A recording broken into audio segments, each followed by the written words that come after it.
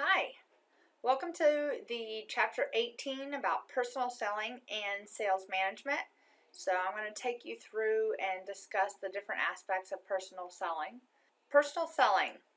Personal selling is where we do face-to-face interaction to sell a product, service, or idea to a customer. Personal selling may work better for some products than others.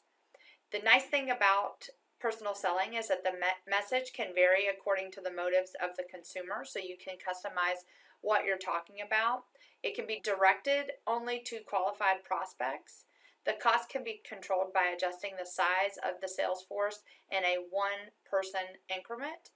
And personal selling is very effective and sometimes more effective than other promotion in obtaining a sales and gaining customer satisfaction. As part of personal selling, there's a difference between relationship selling and traditional selling. So relationship selling is also thought of consultative selling and is a sales practice that involves building, maintaining, and enhancing customer interactions in order to develop long-term satisfactory relationships that are mutually beneficial. Until recently, personal selling is focused almost entirely on planned presentations for the purpose of making a sale. However, recently, the modern views of personal selling have emphasized that the relationship and developing that relationship between the salesperson and the buyer is actually more important. The objective with relational selling is to build the long-term branded relationship, and the focus is to build mutual trust between the seller and the buyer. Salespeople become more like consultants, partners, and problem solvers as they strive to develop these long-term relationships, and technology has severely increased the ability to do so.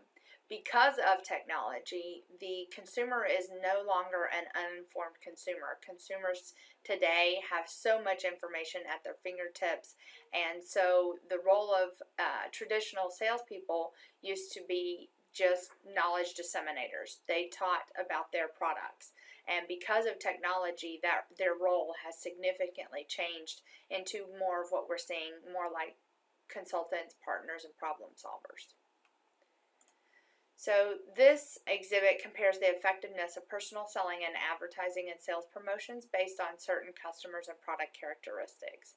So personal selling is important if the product has a high value, if it is custom made, if there are few clients, if the product is technically complex, or customers are concentrated in a specific area or specific market. Advertising is more important if the value is low of the product. It's a standardized product that cannot be customized. There's a lot of clients. It's easily understood, and they're geographically dispersed. Personal selling is important as the number of potential customers decreases, and as the complexity of the product increases, the value of the product also grows. The end result of relationship selling tends to be loyal customers who purchase from the company time after time. A relationship selling strategy focuses on retaining customers, which costs the company less than prospecting and selling to new customers. In this exhibit, the differences between traditional personal selling and relationship selling are highlighted. Customer relationship management. Customer relationship management assumes two key points: that customers must take center stage in the organization, and the business must manage the customer relationships across all points of the customer contact throughout the organization. Each of the steps listed on this slide will go into detail here. So, identifying customer relationships. Customer-centric organizations are managed under the philosophy that companies customize its products and service offerings based on the data generated through the interaction with the customer and the company. And the salesperson is the person that is interacting with the customer and the company. They're kind of the intermediary between the company they work for and the customers. Learning in customer relationship management, also known as CRM, system and informational process of collecting customer data through customer comments and feedbacks on the product or service performed. The process by which customer information is centralized and shared in order to enhance the relationship between the customers and the organization. And then interaction is the point in which the customer and company representative exchange information and develop the learning relationships. So these, as I said before, the modern view of sales is moving towards this consultative, problem-solving type relationship, and you have to know what the customer's needs and wants are in order to be able to help fulfill those needs with your product and service offerings. So in CRM, touch points are all areas of business where customers have contact with the company and the data might be gathered. Touch points might include a customer registration for a particular service, a customer communicating with customer service for product information, a customer completing and returning a warranty information card for the product, or customers talking with the salespeople, delivery personnel, or product installation associates. As social media has become more popular, many companies have begun to use social media as their social CRM. Many points of sale software programs enable customers to easily provide information about themselves without feeling violated. Vast amounts of data can be obtained from the interaction between organizations and its customers. Therefore, in a CRM system, the issue is not how much data can be obtained, but rather what types of data should be acquired and how the data can effectively be used to build the relationships. Interactions between the company and the customers facilitate the collection of a large amount of data and continue to allow the company to integrate the customer's needs and wants into the development of the product and services. Data can be applied to marketing messages for specific audiences. So if the company is starting to see a trend in one particular area that customers are not having a lot of understanding, they can develop specific marketing messages for customers that are like them, and it helps facilitate and enhance relationships with customers in those specific segments. And there are several database applications that are listed on this slide that help facilitate that. So CRM provides many opportunities to cross-sell related products. Marketers can use the database to match product profiles and customer profiles so that they can cross-sell customer products that match the demographic, lifestyle, and or behavioral characteristics of the customer as an individual or as the customer as a business. Using transactions and purchase data, a database allows the marketer to track customer relationships to the company's products or services and modify the marketing messages accordingly. So we're going to talk about the steps in the selling process. The steps or the cycle is the set of steps a salesperson goes through in order to sell a product and or service. So completing a sales requires several steps. It can be unique for each product, service, or idea depending on the features of the product, service, or idea, the characteristics of a customer segment, and internal process within the firm, such as how sales leads are generated. There are 7 basic steps, and you can think of them linearly like this, or you could look at them more like this. So after the sales presentation is made, it kind of gets a little bit more complicated. So if we go back and look here, you generate a lead, you qualify the lead, and then prospecting, you set effort priorities, and then you evaluate the needs. So after the presentation is made, the salesperson may follow up with the hope of acquiring a new customer. Or if a customer purchases, the salesperson will follow up to maintain and enhance the relationship. The process includes this feedback loop that you see in red. Sometimes the salesperson may have to go back and start at the early stages in the process to get feedback throughout. But as in other areas of the promotional mix, ethical issues may arise in personal selling, and obviously truthfulness of the salesperson is very important. Problems are less likely to arise as the salesperson emphasizes the fulfillment of the customer's needs and wants, and on the emphasis also being placed on developing a long-term relationship. Top management and marketers or sales managers set ethical tones for the sales force that are then carried out throughout the organization. In the lead generation or prospecting is the identification of those firms and people most likely to buy or sell the product offerings. Sales leads can be obtained in several different ways. A bunch of different ways are shown here on the slide. One of those is cold calling. Before the advent of more sophisticated methodology, this was kind of the the way that most prospecting was done. When a prospect shows interest in learning more about the product, a salesperson has the opportunity to qualify the lead. Lead qualification involves determining whether the prospect has three things: a recognized need, the authority to make the purchase decision and access the funds to pay for it, and receptivity and accessibility to the salesperson.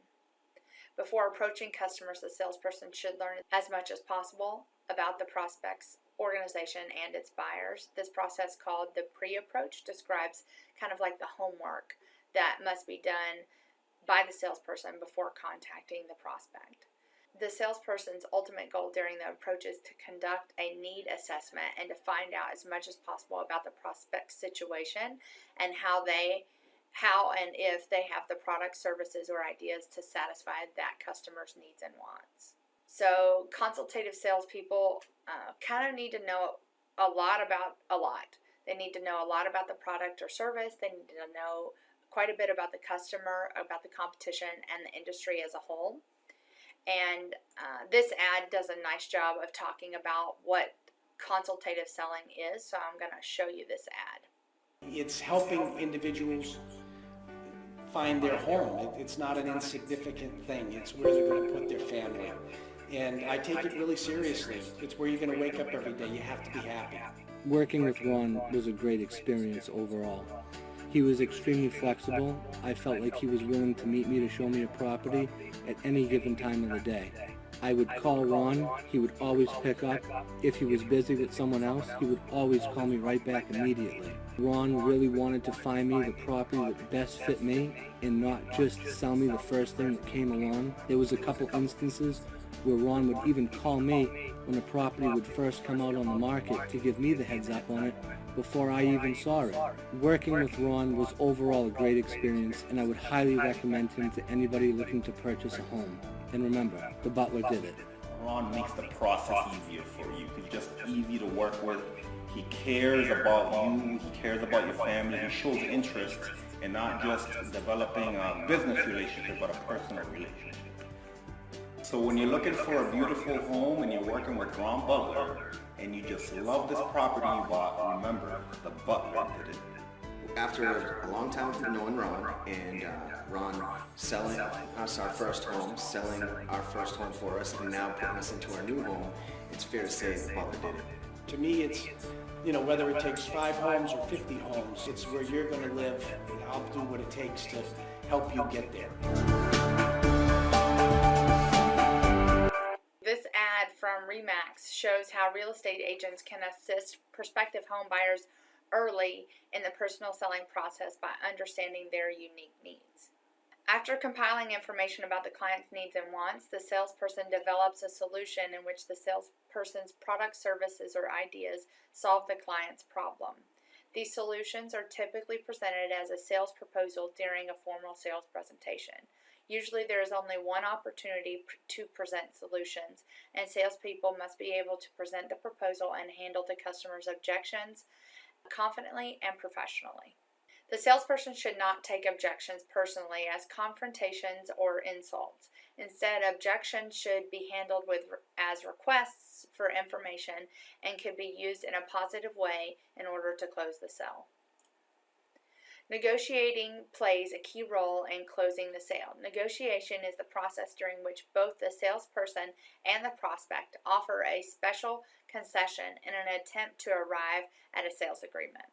The salesperson should emphasize value to the customers, rendering a price as the non-issue, and in foreign markets, the sales effort should be tailored to the appropriate way of doing business for the specific culture.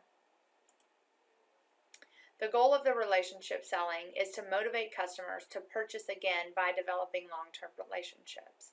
Most businesses depend on repeat sales, and repeat sales depends on follow-up by the salesperson. Furthermore, today's customers are less loyal to brands and vendors, therefore follow-up is critical in relationship building. So sales management, there is an old adage in business that nothing happens until the sale is made. Without sales, there's no need for accountants, production workers, or even company president. Sales provide the fuel that keeps the corporate engine humming. Without goals to achieve, salespeople would be mediocre at best, and the company would likely fail. A quota is a statement of a salesperson's sales goals, usually based upon sales volume alone, but sometimes including key accounts, and those key accounts are those with great potential, new accounts, repeat sales, and specified products. Personal selling is an expensive way to market products because you have to have one-on-one meetings with individuals. Having a well-organized sales force can make the process easier. The sales manager must organize the sales force so that all necessary tasks are performed well. If different people handle different sales tasks, firms often rely on team selling, and the team selling is when different people work together on a specified account. Different target markets need different selling tasks. Managers often have different sales forces for different target markets who have different support and information needs. For example, big accounts often get special treatment from a major account sales force. Some salespeople specialize in telephone selling or telemarketing, and because telemarketing is a quick and inexpensive way to provide service to customers who would otherwise be too expensive to support. Sales tasks are done in sales territories. Sales territories are a geographic area that is the responsibility of one salesperson or several people working together. Managers must weigh distance, number of customers, and the complexity of the service accounts, as well as the potential profitability of setting up sales territories. The size of the sales force depends on the workload per salesperson. Assessing the workload means evaluating the time required for the sales force to manage the key customers and the number of customers, as well as many other market factors. Salesforce recruitment should be based on accurate, detailed description of the sales task as identified by the sales manager. The strongest salespeople have some key characteristics that make them able to excel as personal sales. Firms can sell complex products, generally offer the most extensive training programs. Sound selection is not the only important consideration for the sales managers. Motivating salespeople is another important aspect that requires careful assessment of the needs of the company and the individual when setting compensation. Job descriptions are a statement of what the salesperson is expected to do, and they should be specified and in writing. The job description becomes a tool for recruitment of candidates whose qualifications are a good match for the job. Good salespeople are trained and not born. All salespeople need training, even those with the natural ability. Training is required to learn selling methods, customer needs, organizational skills, how to promote their specific product line or service, and how to constantly update the knowledge with new information. At a minimum, a sales company's training program should cover company policies and practices, product information, building relationships with customers, and professional selling skills. The right type of compensation can reduce employee turnover, and many sales careers rely on a review from customer surveys. So when a compensation plan does not produce the desired sales volume, sales managers often offer rewards or incentives such as recognition, ceremonies, plaques, vacations, merchandise, and pay raises, as well as cash bonuses. To recruit and keep good employees, a firm must design an attractive compensation package that also motivates the top sellers. The key is to match what the people do to what interests them with the needs of the company. Two basic decisions must be made in developing a compensation plan: the level of compensation and the method of pay. Regarding the level of compensation, the amount of money a person can make should be at least comparable to the competitor's compensation. Compensation varies with the job and the needed skills, and pay methods also vary. Salespeople are typically compensated in one of three ways: a straight salary, a straight commission, or a combination of both. Combination plans are the most common. To evaluate the sales force, the sales manager needs feedback. That is, regular information from the salespeople. Typical performance measures include sales volumes, contribution to profit, calls per order, sales or profits per call, or a percentage of calls achieved specific goals such as selling of products or services that the firm is heavily promoting. Technology will not eliminate the need for salespeople. Instead, it can improve the relationship Technology such as laptops, computers, cell phones allow salespeople to be more accessible to the consumer. The internet provides salespeople with vast resources of information on the client's competition in the industry, but it also provides the customers with a lot of information as well. So the internet is a cost-effective way to process orders and service requests, and is freeing sales representatives from this tedious administrative task and allow them to focus more on the relationship part of the job. There have been many great changes in how sales tasks are handled, and many of today's representatives rely on an array of software and hardware that wasn't available a decade ago. There's new software for spreadsheet analysis, electronic presentations, time management, sales forecasting, customer contact, and shelf space management. Hardware devices include smartphones, wireless internet, laptop computers, and personalized video conferencing systems. In many situations, the new software and hardware provide a competitive advantage for the sales force. They're drastically changing the ability of the sales representative to meet the needs of their customer while achieving the objectives of their job. The ability of these technologies does not change the basic nature of the sales task that needs to be accomplished. What it does change is the way that they do their job and how well their job can be done. Of course, if a firm expects salespeople to be able to use technologies, the requirement is needed that they also select and train individuals appropriately. So that concludes today's small lecture about personal selling and sales management. Have a great day.